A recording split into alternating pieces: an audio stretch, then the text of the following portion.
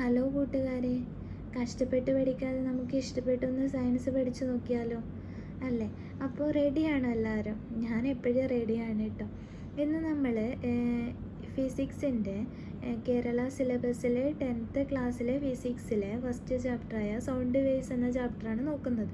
അപ്പം അതിൽ ഞാൻ ഇതിൽ ഫുള്ള് പറയുന്നില്ല, ജസ്റ്റ് അതിൻ്റെ ഇൻട്രൊഡക്ടറി പാർട്ടാണ് ഞാൻ പറയുന്നത്.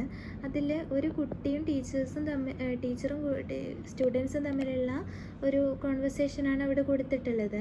അതിൽ നമുക്ക് കാണാം ആ കുട്ടി പറയുന്നത്, teacher she has completed 10 swings, please ask her to get off the swing, no it is my turn. അപ്പോൾ മറ്റേ കുട്ടി പറയുകയാണ്, I have completed only 5 swings. Teacher agree with that student അല്ലേ, 5 സിങ്സ് ആണെന്ന് പറയുന്ന സ്റ്റുഡൻറ്റിനോട് ടീച്ചർ എഗ്രി ചെയ്യുന്നു. അപ്പോൾ എൻ്റെ ഡൗട്ട് ഇതല്ല, എൻ്റെ ക്വസ്റ്റ്യൻ ഇതല്ല. ഞാൻ എന്താണ് അവർ എത്ര സിങ്സ് കംപ്ലീറ്റ് ആയെന്നോ അതിൻ്റെ നമ്പേഴ്സ് എത്രയാണെന്നോ അല്ല ഞാൻ ചോദിക്കുന്നത്. ഞാൻ ചോദിക്കുന്നത് എന്താണെന്ന് വെച്ചാലും, ഇവിടെ ഈ സൗണ്ട് വേവ്സ് എന്നുള്ള ചാപ്റ്ററിൽ എന്തിനാണ് ഇങ്ങനെയൊരു കോൺവെർസേഷൻ ഉൾപ്പെടുത്തിയത്? ആദ്യം ഒരു ക്ലാസ് അല്ലെങ്കിൽ ഒരു പുതിയ ചാപ്റ്റർ സ്റ്റാർട്ട് ചെയ്യുന്ന സമയത്ത് നമ്മൾ എന്ത് ചെയ്യണം? ആ ചാപ്റ്ററിനുള്ളിലേക്ക് നമ്മൾ എത്തിച്ചേരണം അല്ലേ? അപ്പോൾ സൗണ്ട് വേവ്സ് എന്നുള്ള ചാപ്റ്ററിൽ എന്തിനാണ് ഇങ്ങനെയൊരു കോൺവെർസേഷൻ ഫസ്റ്റ് ഉൾപ്പെടുത്തിയത്? അതാണ് എൻ്റെ ചോദ്യം. ഓക്കെ, ആർക്കെങ്കിലും ആൻസർ പറയാൻ പറ്റുമോ?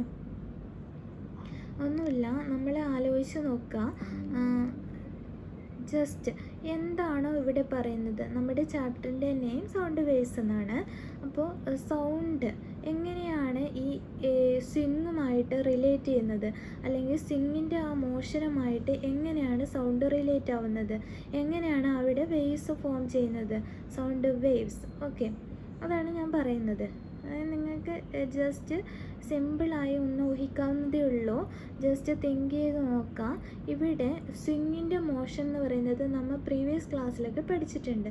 എന്താണ് സ്വിങ്ങിൻ്റെ മോഷൻ? ഓസിലേറ്ററി മോഷനാണ്, സർക്കുലർ മോഷൻ അല്ല, ഓസിലേറ്ററി മോഷനാണ് സ്വിങ് കാണിക്കുന്നത്. അപ്പം ഒരു കംപ്ലീറ്റ് ഓസിലേഷൻ, അതാണ് ഇവിടെ കംപ്ലീറ്റ് ഓസിലേഷൻ എന്ന് പറഞ്ഞാൽ ടു ആൻഡ് ഫ്രോ മൂവ്മെൻറ്റ് അവിടെ നടന്നു. ഓൺലി ടു മാത്രമല്ല, ഒരു ഭാഗത്തേക്ക് മാത്രമല്ല, അത് തിരിച്ചിട്ട് അവിടെ തന്നെ എത്തിച്ചേരുന്നു. ആ ഒരു ഓസിലേറ്ററി മോഷൻ, ആ ഒരു കംപ്ലീറ്റ് മോഷനാണ് നമ്മൾ ഓസിലേറ്ററി മോഷൻ എന്ന് പറയുന്നത്. ഇപ്പോൾ സ്വിങ് മൂവ് ചെയ്യുന്ന സമയത്ത്, അല്ലെങ്കിൽ ഈ ഒരു എക്സാമ്പിളിൽ ഇവിടെ നമുക്ക് സൗണ്ട് കേൾക്കാൻ പറ്റുന്നുണ്ടോ? ഇല്ല. എന്തുകൊണ്ടാണ്? സ്വിങ് മൂവ് ചെയ്യുമ്പോൾ ചിലപ്പോൾ നമുക്ക് ആ സ്വിങ്ങിൻ്റെ കമ്പിയുടെ അല്ലെങ്കിൽ ആ ഒരു ചെയിൻ്റെ സൗണ്ട് കേൾക്കാം, പക്ഷെ അവിടെ സൗണ്ട് പ്രൊഡ്യൂസ് ചെയ്യുന്നില്ല അല്ലേ? പക്ഷെ ഇവിടെ എന്താണ് സംഭവിക്കുന്നത്? ഇവിടെ സൗണ്ടുമായി എങ്ങനെയാണ് ഈ സ്വിങ്ങിൻ്റെ മൂവ്മെൻറ്റിനെ റിലേറ്റ് ചെയ്യുന്നതെന്നാണ് ഞാൻ പറയാൻ പോകുന്നത്. അതായത് ഈ സ്വിങ്ങിൻ്റെ മോഷൻ ഒരു ഓസിലേറ്ററി മോഷനാണ്.